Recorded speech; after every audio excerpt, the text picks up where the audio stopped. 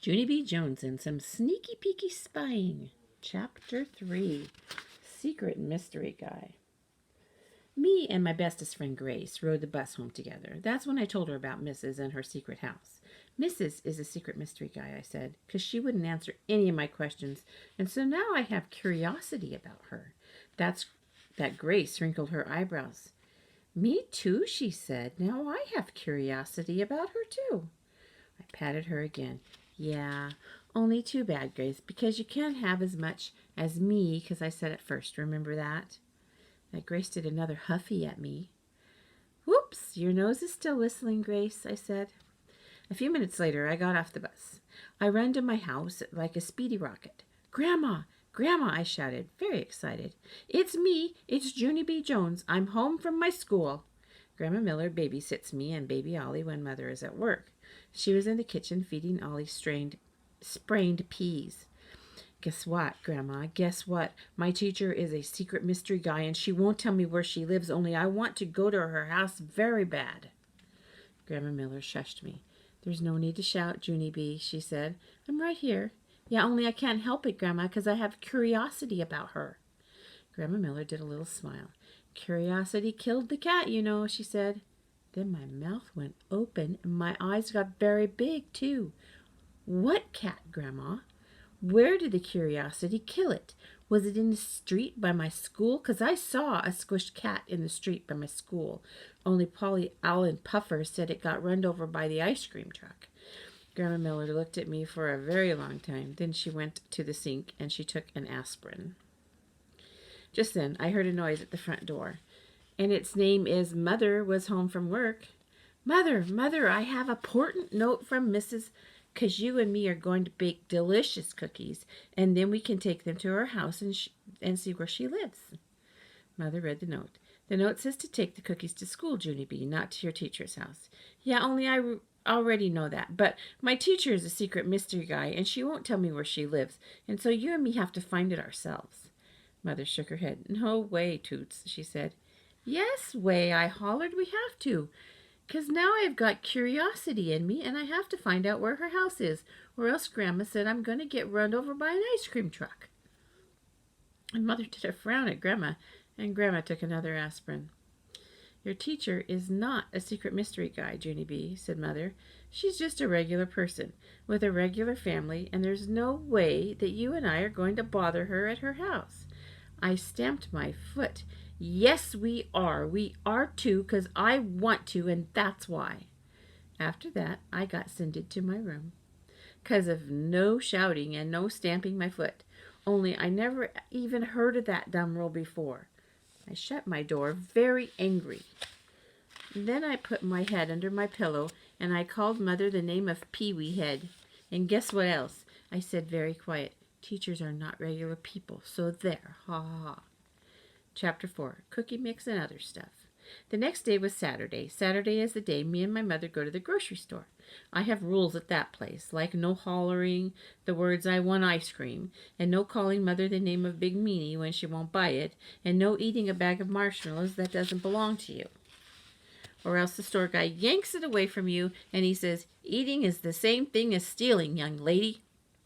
Then he takes you to Mother, and she has to pay for the whole entire bag, except for I don't know why, 'cause I only ate 3 of those soft guys, and that's all. The carts at the grocery store have seats in them. That's where babies sit, only not me, 'cause big girls get to walk all by themselves. And guess what else? One time, Mother even let me push the whole big cart without any help, except for then some baked beanies got knocked off on their shelf, and my grandma got her foot caught in my tire, and so now I have to wait till I'm bigger. My favorite aisle is where the cookies are. That's 'cause sometimes there is a lady at the table there, and she gives me and Mother cookie samples, and we don't even have to pay for them. Their name is Freebies, I think. Only too bad for me, 'cause this time the lady wasn't there. Darn it, I said, very disappointed. No freebie lady. Mother smiled. That's okay. When we get home, we're going to bake our own cookies for Grandparents' Day, remember? Won't that be fun, she asked. I made my shoulders go up and down. That's 'cause I was still mad at her for not taking me to my teacher's house, of course. What kind of cookie mix do you want? Asked Mother. I did a frown at her. I don't even want to bake cookies anymore, I said, 'cause you still won't take me to where Mrs. lives. Mother rumpled my hair. Staying mad isn't going to change things, Junie B., she said. Now do you want to pick out cookie mix, or shall I? Then Mother picked out some cookie mix, and she gave it to me, and I throwed it in the cart very hard. Thank you, said Mother. You're not welcome, I said. After that, Mother took me outside of the store, and me and her had a little talk. A little talk is when your mother is mad at me, and she says, who do I think I am, Missy? And exactly how long do you think she's going to put up with me? And then I have to say apology to her.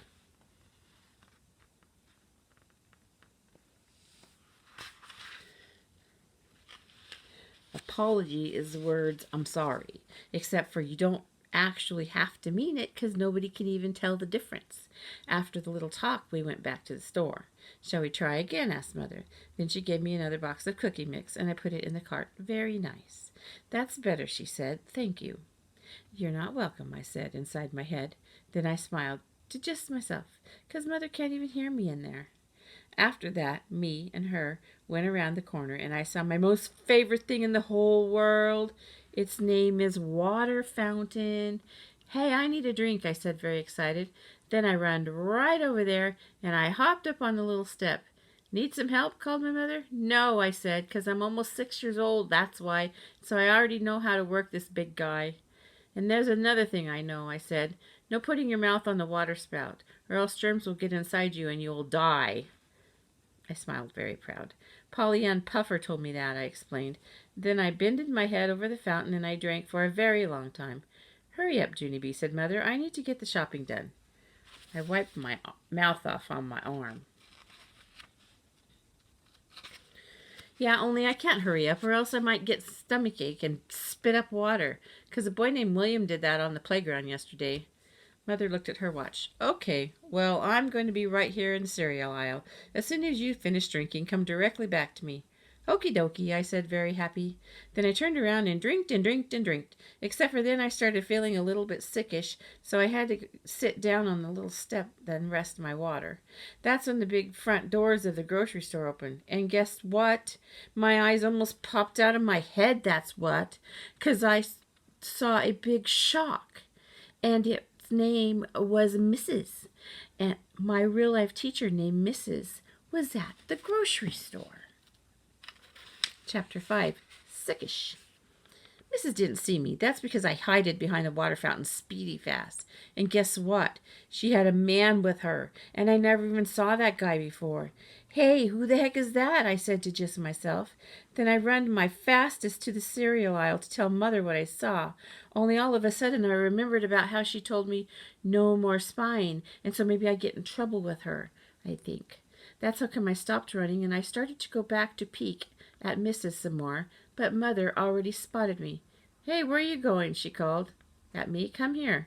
Yeah, only I can't come there, I explained, because I just remembered something very important, and it's called I'm not done drinking yet. Then I ran back to the water fountain. Only Mrs. and the strange man were already disappeared. Shoot, I said, where did those sneaky Petes go to? After that, I had to look all over the store for those guys. First, I looked where the chocolate milk was, and then I looked where the pescetti was, and tomato sauce, and then I looked where the delicious candy was. Only guess where I finally found them? At the stinky dumb vegetables, that's where. I quick ducked down and hid around the corner. Then I did some sneaky peeky spying on them. I saw Mrs. picking out yucky blucky broccoli and stewy pewy tomatoes, and also the kind of vegetable named zucchini. Except for then the strange man snatched the zucchini right out of her hands, and he tried to put it back on the shelf. Only Mrs. grabbed it right back again, and she pretended to hit him on the head with it, and they both started laughing very much. That's when a very terrible thing happened, and it's called Mrs. and the strange man did a big smoochy kiss. And it was in front of the whole entire everybody. I covered my eyes. That's because I was ashamed of her, of course, on account of teachers shouldn't do that smoochy thing. After that, I peeked my eyes between my fingers, and I saw Mrs. standing at the grapes. She picked up a bunch of the green kind, and she pulled some grapes right off the top of it. And that's when the most terrible thing of all happened. Because just then, Mrs. put the grapes in her mouth. She ate them. Mrs. ate the grapes, and she didn't even pay for them. Oh no, I whispered, very upset. Oh no, oh no.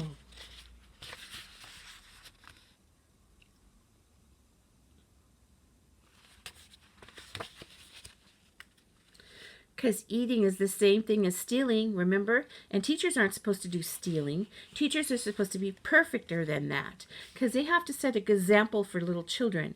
After that, I felt very sickish inside of my stomach on account of Mrs. didn't even get caught and learn her lesson. Because nobody saw what she did. Not the store guy, not the strange man, nobody. Nobody except for me.